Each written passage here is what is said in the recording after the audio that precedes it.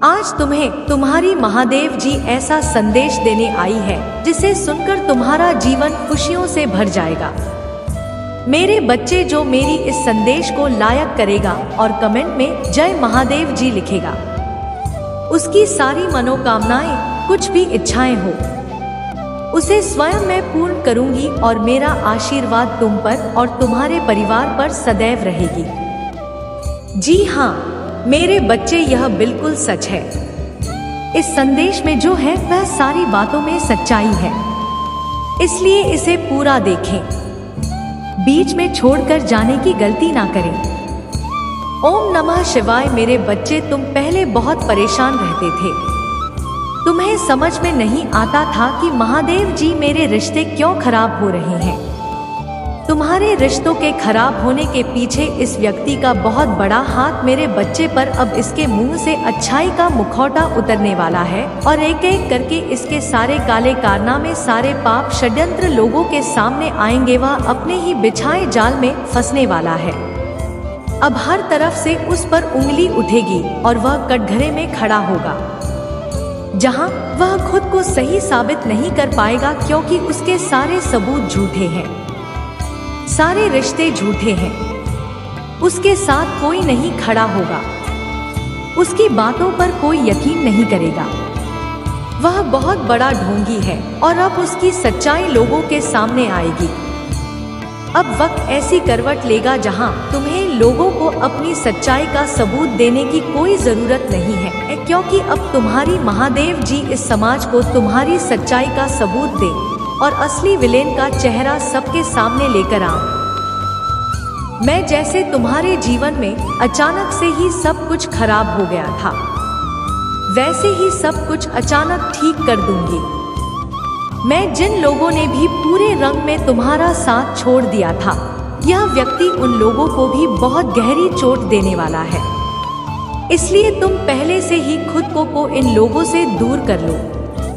अब तुम सोचोगे कि महादेव जी कौन है यह लोग। जाने अनजाने में मैं किसी को तकलीफ ना पहुंचा, दो किसी निर्दोष की भावनाओं को ठेस ना पहुंचा।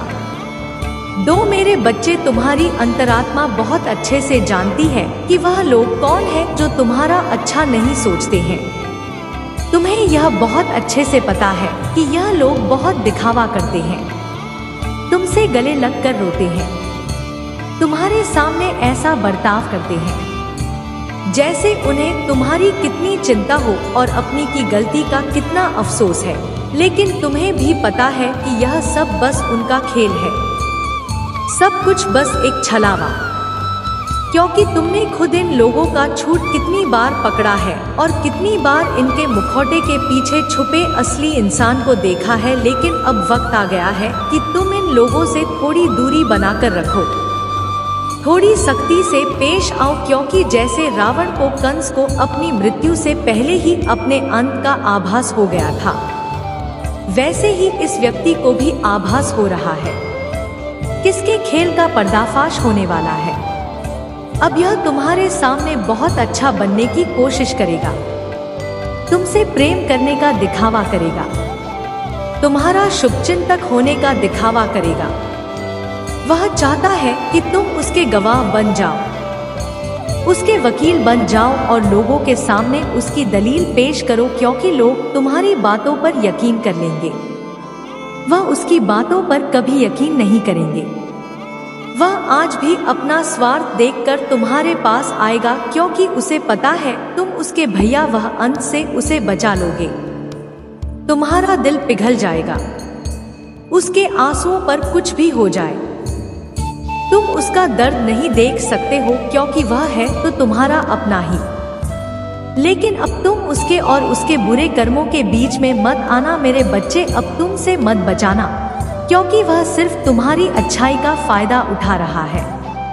उसके दिल में तुम्हारे लिए कोई प्रेम नहीं है, कोई सम्मान नहीं है, और इस बार उसे दंड मिलना जरूरी है। और यह तभी होगा जब तुम उसकी माया की इस दुनिया से बाहर निकलोगे, तुम उसका साथ छोड़ दोगे, तुम उसे आईना दिखाओगे, तुम्हें अपने दिल पर पत्थर रखकर उससे मुंह मोड़ना हो। इस बार उसके झूठे आंसुओं को मत पूछना, क्योंकि उसका यह भ्रम, उसका यह घमंड कभी टूटेगा जब लोगों के सामने उसकी सच्चाई आएगी और लोग उसकी निंदा करेंगे, उससे दूर जाएंगे। उसके इस झूठ के चंगुल से जब लोग बाहर निकलेंगे, तभी लोगों को तुम्हारी सच्चाई दिखेगी और यह समझ में आएगा कि कौन सही है और कौन गलत। उसे आईना दिखाना बहुत जरूरी है। मेरे बच्चे और समाज के लिए भी बहुत जरूरी है कि लोग उसके अंदर छुपे शैतान को पहचाने, ताकि वह फिर कभी किसी निर्दोष के साथ वह सब ना कर सके जो उसने तुम्हारे साथ किया है।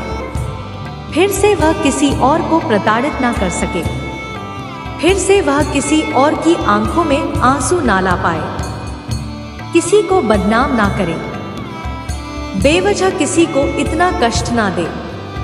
अब वक्त आ गया है कि उसके चेहरे से अच्छाई का यह मुखौटा उतरेगा और उसके भीतर छुपे थे देखेगी। सबको पता चलेगा कि वह अंदर से कितना मलिन व्यक्ति है और कितना बुरा सोचता है। दूसरों का वह कभी भी भगवान का सच्चा भक्त हो ही नहीं सकता।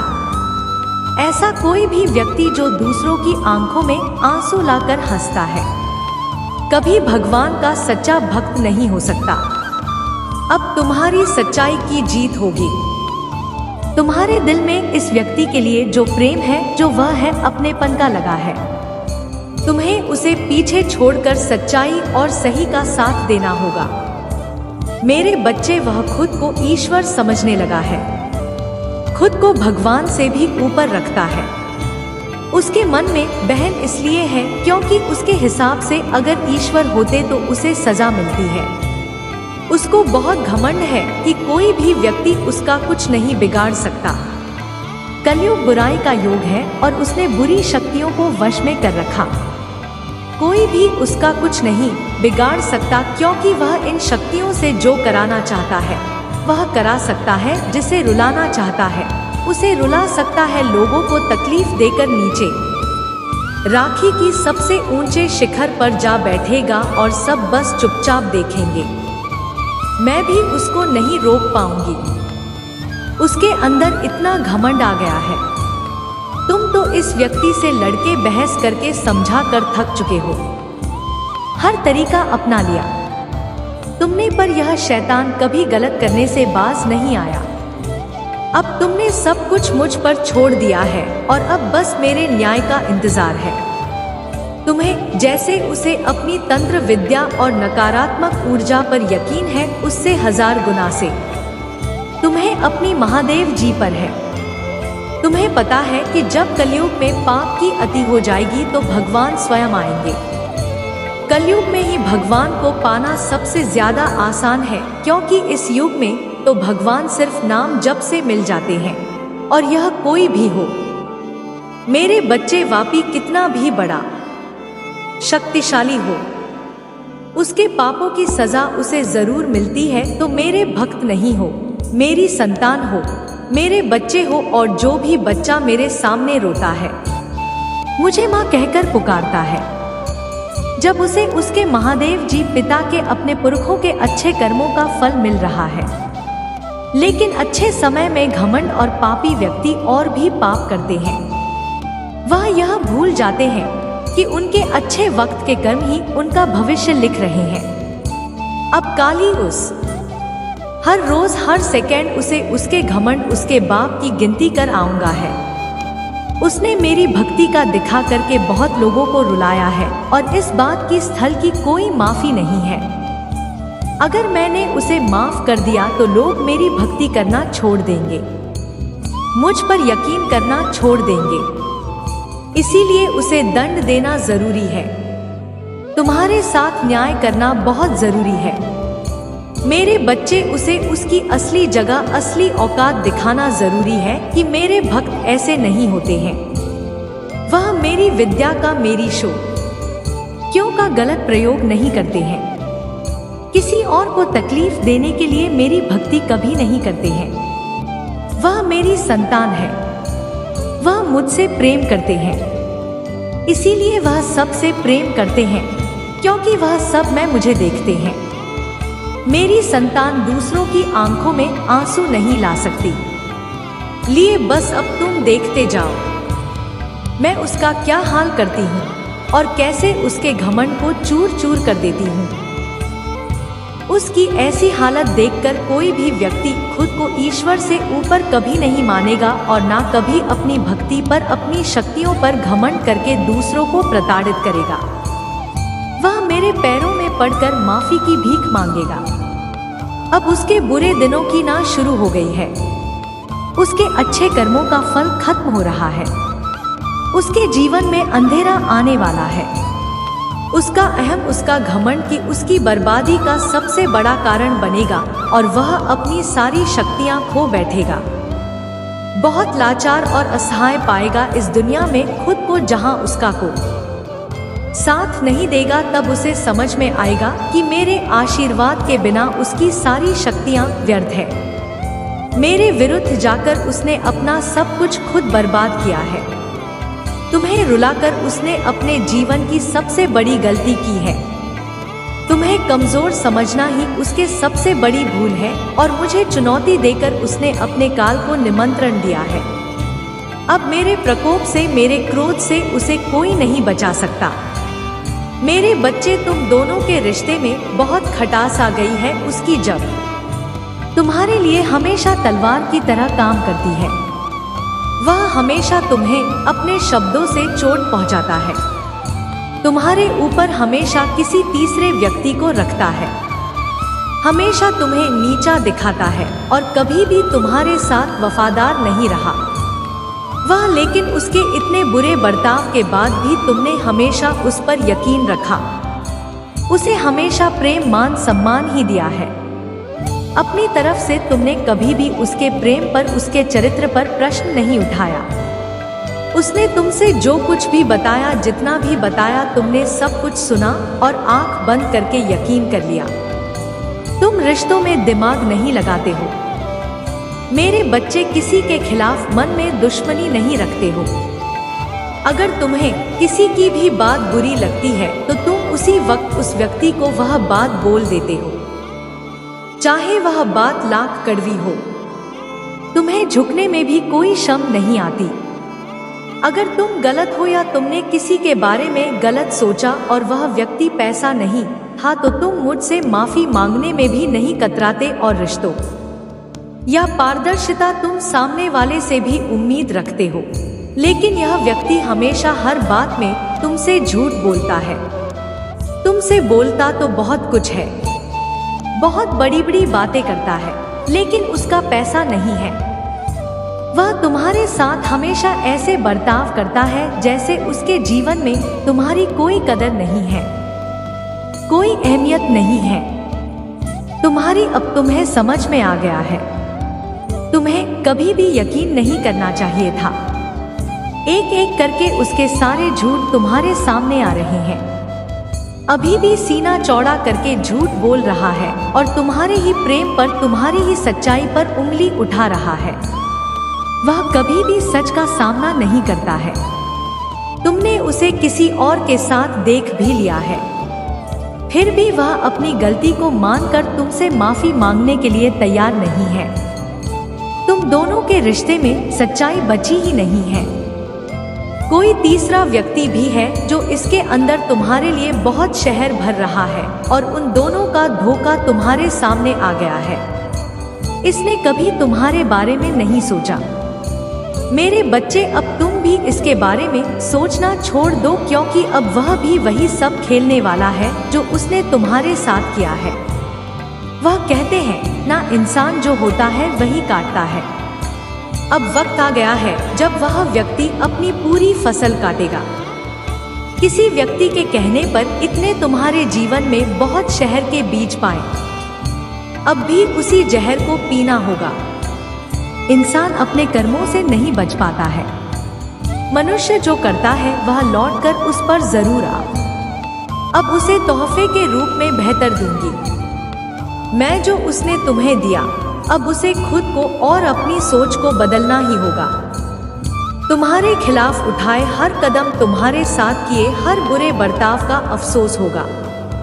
उसे वह अब खुद को बदलना चाहता है, अपनी की गलतियों को बदलना चाहता है। आज वह अपने आप को पूरी दुनिया में अकेला महसूस कर रहा है। उसको यह एहसास हो रहा है कि तुम्हें रुलाकर, तुमसे झूठ बोलकर, तुम्हें धोखा देकर उसे जो खुशी मिली वह खुशी ही उसका सब कुछ छीन रही है। वह लोग जिसके कहने पर, जिनके लिए उसने तुम्हें अपमानित किया था, उन लोगों ने ही उससे उसका सब कुछ छीन लिया, उसे बर्बाद कर दिया। अपराध करने के अलावा उसके पास कोई और रास्ता नहीं है। लेकिन वह कितना भी रोले, अतीत में जाकर तुम्हें दिया जख्म नहीं भर सकता। उसे भी पता है उसके पश्चात आपसे उसके कि अब आप मिलने वाले नहीं हैं। अब रोने और धड़कने के अलावा उसके पास कुछ बचा नहीं है, क्योंकि उसने अपने हाथों से, अपने कर्मों से अपना हंसता खेलता हुआ प्यारा संसार उजाड़ दिया। अब उसका जीवन वीराना हो गया है। जिस अंधेरे में वकील भटक रहा है, तो अब वह तुम्हें अपने जीवन में वापस लाना चाहता है। मेरे बच्चे, साल के साथ साथ तुम अपने जीवन में बहुत कुछ पीछे छोड़ चुके हो।